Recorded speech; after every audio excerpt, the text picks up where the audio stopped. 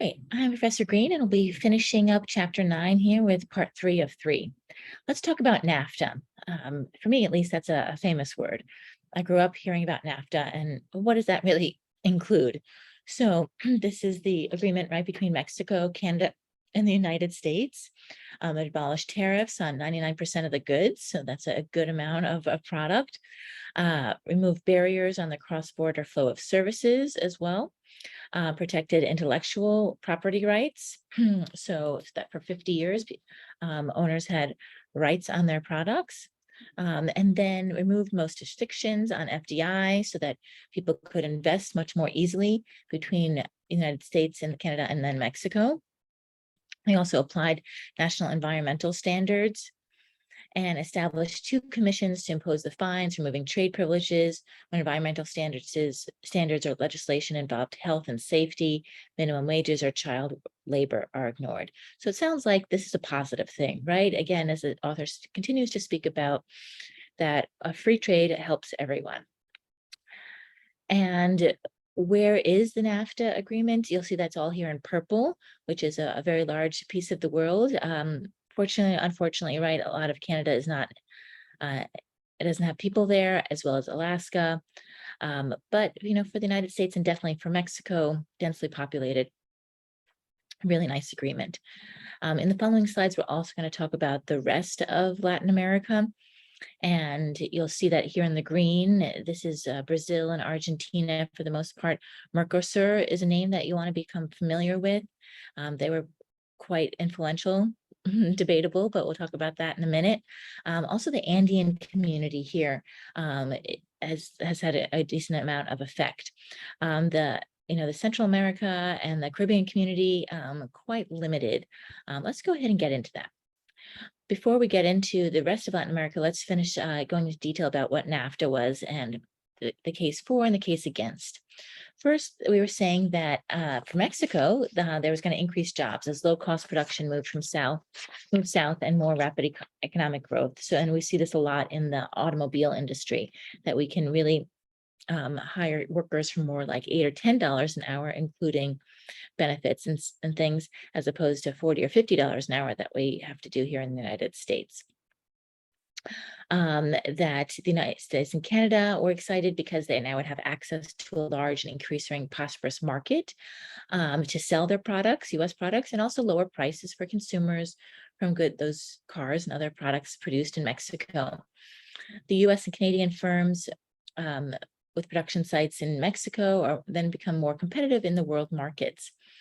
And for Mexico, this was actually a bigger deal than for Canada and the United States, because Mexico is only 5% of the US economy.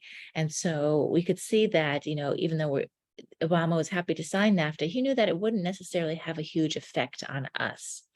It was more the risk for Mexico, that Mexico could see that maybe a lot of US companies, multinational organizations with a lot of capital and efficiencies would come into Mexico and take over the Mexican companies, and that maybe there'd be a lot of unemployment initially and kind of leveling out. So that was part of the case against NAFTA.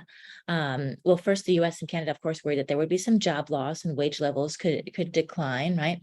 But Mexico was also worried that the pollution would increase due to Mexico's more lax standards, and because there'd be so much more business there. And also Mexico feared its loss of sovereignty. And so that's exactly what I was talking about, that the Mexican businesses would have a lot less control, the firms would take over, etc. What actually happened, that actually there wasn't a big effect. So here's the results. Their effects were exaggerated. Canada and Mexico now are among the top 3 trading partners of the U.S. So that's good. So we all kind of are working together. Productivity has increased in all the member nations, which is exactly what we want with free trade. Employment effects have been moderate to small, and that's a really important piece, is that there hasn't been a ton of unemployment, jobs lost in the United States due to jobs going to Mexico, and there hasn't been a ton of unemployment in Mexico from the large multinationals taking over and establishing their businesses in Mexico. Mexico and US saw small welfare gains, while Canada suffered a welfare loss. But in the big picture, studies show that the US became $127 billion richer because of NAFTA. But actually, in the big picture, $127 billion is not really that big of an amount. So, so great that we have it, but it's not necessarily a big thing. That being said, Trump felt like it was big enough to change. That he went in and he saw some criticism about NAFTA, and that he decided to make changes to the automobile industry, the dairy industry, and the intellectual property rights. So let's go through those, only because we live in America, and I think it's important to know what the USMCA does now, right? So NAFTA is out, USMCA is the new term with these renegotiated ideas. So the first one is that the automobile industry. So automobiles sold in the United States or sold from multinational organizations needed to have a bigger percentage of US made parts. And so that meant that it couldn't be completely made, or a good portion of it couldn't be made in Mexico. Trump wanted to bring jobs back to the United States. The dairy industry was another thing, which is, I think, pretty big, actually. We don't see it here as much in the United States, but the US dairy producers would now have access in Canada. And that would give the Canadian dairy producers a lot more competition, right? Because we have a huge dairy industry here in the United States. And they also do in Canada. But, that was really hard, I think, for the Canadians initially to hear. But Trump was adamant that we needed more opportunity for those dairy farmers to make money. And then the third piece was the intellectual property rights. And this is where I alluded to a couple of slides ago, that we moved it from 50 to 70 years, so that the copyright laws now don't expire after 50 years, but actually a full 70. And so that allows people who are innovating, entrepreneurs, creating new product, et cetera, gives them a little bit more incentive to do that, because they know that they will have complete control of their product for a longer period of time. And then critics see results in trade diversion rather than trade creation, right? Which we talked about in part 2. And consequences may include higher costs to North American automobile producers and higher prices for consumers, because, as we said, if they can't produce as cheaply in Mexico and they have to produce in the United States, the cost goes up. So then if you're buying a car, it could be more expensive. And then the last thing that the slide doesn't say is that the USMCA also started this review process every 6 years of this pact, of this agreement, while NAFTA kind of was indefinite. And so I think Trump wanted to make sure that it was working, and that he would have an opportunity to change it if it wasn't.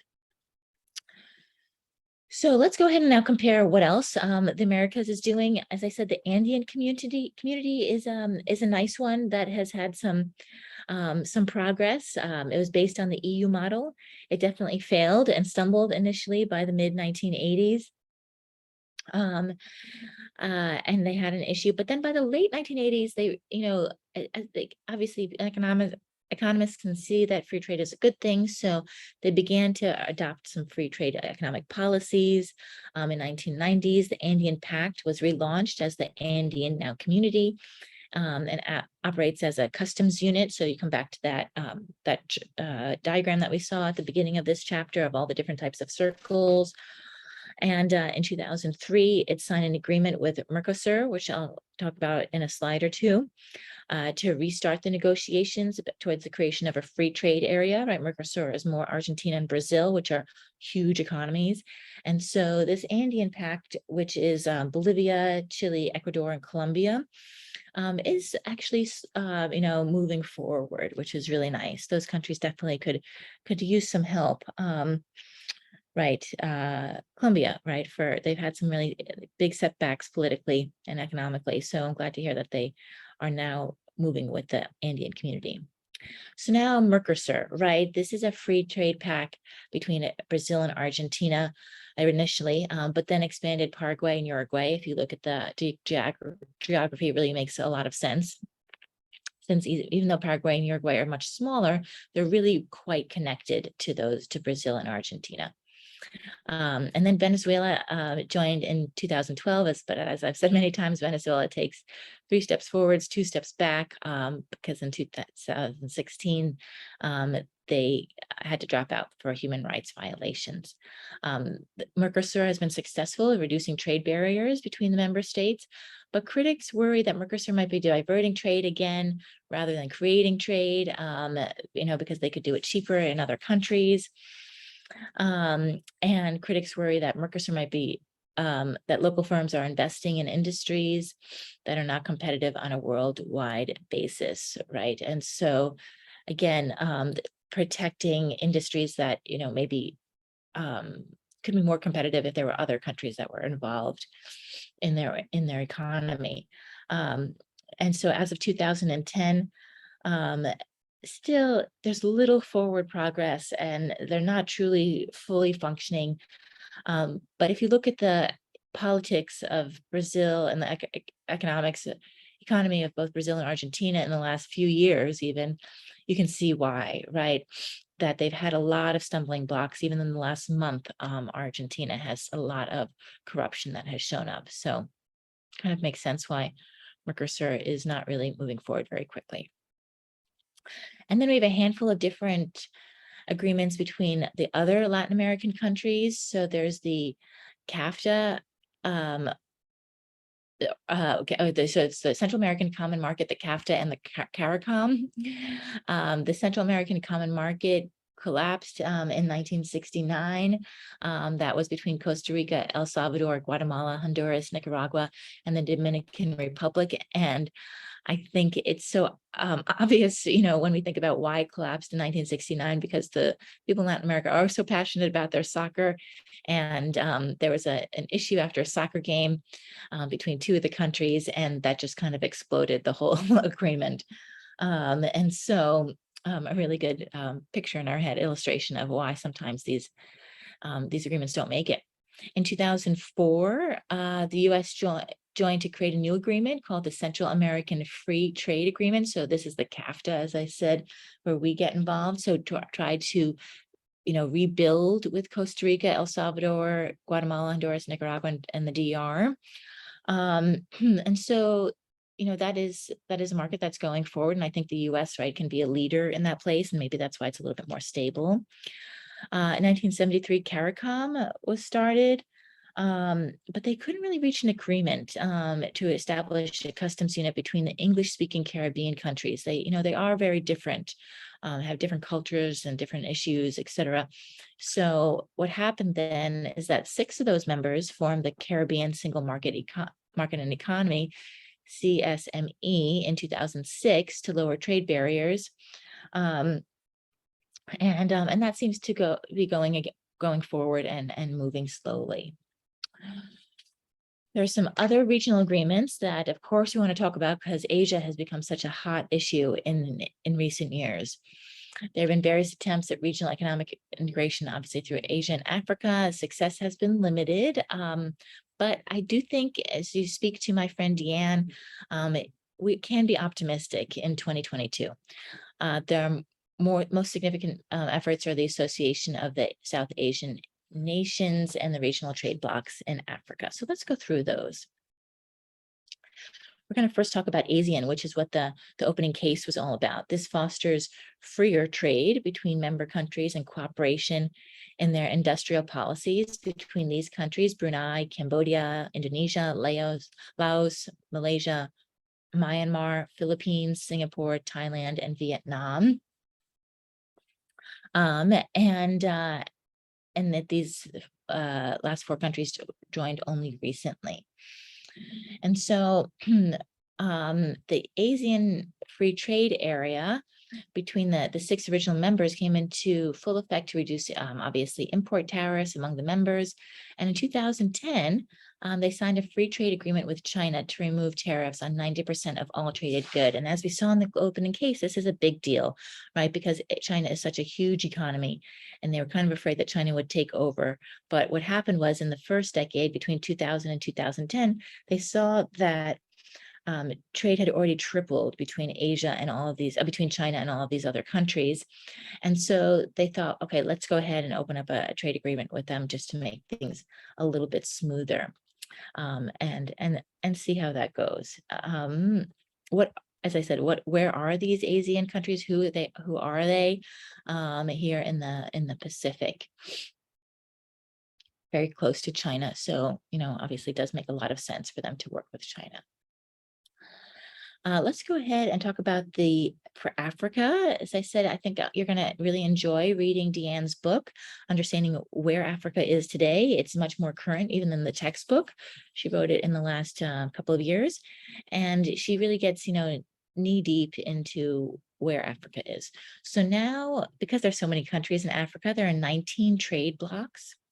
There's progress toward establishing meaningful trade blocs. It has been slow, but as I've said, she's very optimistic about that. Many countries believe they need to protect their industries from unfair foreign competition. So they feel like they have less control if they have these blocks, or they can't, that their products won't be able to compete. So it's making it difficult to create free trade areas or customs unions. And as she said, right, Africa, there's so many different languages spoken, all these different cultures within one continent. So you can see kind of why there's an issue to create these trade blocs. In 2001, the East African Community relaunched their bloc. Then in 2015, the tripartite free trade area was established. This was for not only Eastern Africa, but for Southern and Eastern Africa. And then now in 2018, we have the Continental Free Trade Area, CAFTA. This includes 44 countries. And this is where we saw a couple of cases ago in the textbook that there's a conflict a little bit now when Kenya gets involved with the United States and creates an agreement, because now how are they going to work with the United States and with the rest of the African 43 countries in CAFTA? So as we said, that's still getting figured out. And so for our last slide, when we talk about trade agreements, we'll just make sure that you're familiar with these terms that we've mentioned actually a few times already in this chapter, right? Where the U.S. pursued the TPP with 11 other Pacific Rim countries and the Transatlantic Trade and Investment Partnership with the European Union. So there were two agreements, one with Asia and one with the EU, the TTIP. And then, but under Trump, right, the U.S. pulled out of the TPP with Asia, and negotiations are on hold for the TTIP. But what I thought was super interesting, that the remaining TPP members renegotiated a new deal, and so they've kind of now moved it forward now with their own type of deal, right? And as we've seen also, that also spurred the ASEAN countries to move forward with another type of deal. But in this one, the CPTPP, China is excluded. But as I said, it accelerated negotiations for the RCEP, which is those ASEAN countries, plus including also actually Australia, China, Japan, New Zealand, and South Korea. So now you can see where those 303 agreements show up around the world. And again, if you ever were to work in any of these countries, it's really good to be familiar with these types of things, either for FDI or for import-export. Great. Thank you so much for joining me for Chapter 9. I will see you for the next chapter.